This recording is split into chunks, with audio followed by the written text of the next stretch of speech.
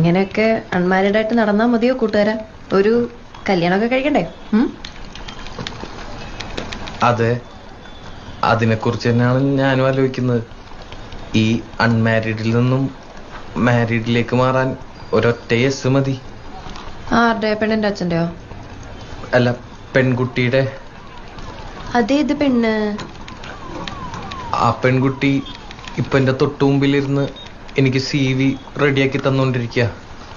Oh I C. നീ എന്നെ propose ചെയ്താണോ ഇപ്പൊ കേട്ടെ?